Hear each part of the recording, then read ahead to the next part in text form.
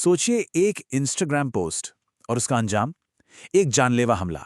अहमदाबाद की जो कहानी है, ये हमें दिखाती है कि कैसे डिजिटल दुनिया की एक चुनौती असल जिंदगी में एक भयानक अपराध की वजह बन सकती है। देखिए, ये मामला सिर्फ एक मामूली झगड़े का नहीं है। ये इस बात का सबूत है कि कैसे नौजवानों के बीच की एक छोटी सी कहासुनी एक भयानक मोड़ लेकर हत्या में तब्दील हो गई। लेकिन सवाल ये उठता है कि आखिर ये सब हुआ क्यों? पुलिस की जांच में जो बात सामने आई वो सच में हैरान करने वाली है। इस पूरी हिंसा की जड़ जो है वो एक पुरानी इंस्टाग्राम स्टोरी में छिपी हुई थी। चलिए इस पूरे मामले को जरा तफसील से समझते हैं। तो इस पूरी कहानी में हमारे सामने 4 नौजवान हैं, एक पीड़ित और 3 आरोपी। जानते हैं कि ये कौन थे?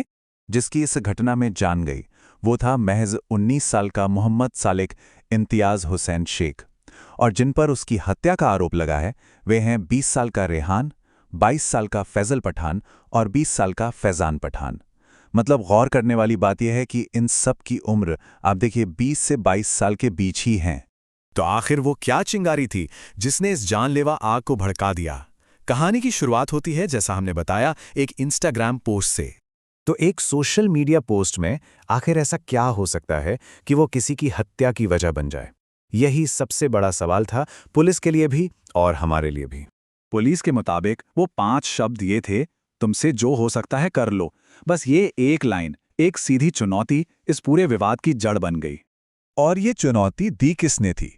खुद पीड़ित यानी सालिक ने ही, अपनी एक पुरानी इंस्टाग्राम स्टोरी में। लेकिन दिलचस्प बात यह है कि पुलिस के मुताबिक अब ये पोस्ट सालिक के अकाउंट पर है ही नहीं, जिससे मामला और भी उलझ जाता है। तो चलिए अब सीधे चलते हैं उस बुधवार की रात को, जब ये ऑनलाइन लड़ाई असल में खूनी बन गई। हुआ ये कि बुधवार रात करीब 10:30 बजे तीनों आरोपी सालिक के पास पहुंचे और उसी पुरानी इंस्टाग्राम स्टोरी को लेकर बहस करने लगे। बहस इतनी बढ़ गई कि आरोप के मुताबिक रेहान ने सालिक को पकड़ा और उसकी दाहिनी पसली में चाकू मार दिया। और सिर्फ इतना ही नहीं, जब कासिब सैयद नाम का एक दूसरा शख्स बीच बचाव करने आया तो उस पर भी हमला हुआ। उसे भी पत्थर और चाकू से जख्मी कर दिया गया। इस खूनी वारदात के बाद जाहिर है पुलिस हरकत में आई। पुलिस ने बहुत तेजी से एक्शन लिया और तीनों आरोपियों को, मतलब रेहान, फैजल पठान और फैजान पठान, तीनों को गिरफ्तार कर लिया। हाँ, वेजलपुर पुलिस स्टेशन ने कंफर्म किया है कि तीनों आरोपी अब हिरासत में हैं और मामले की जांच आगे बढ़ रही है।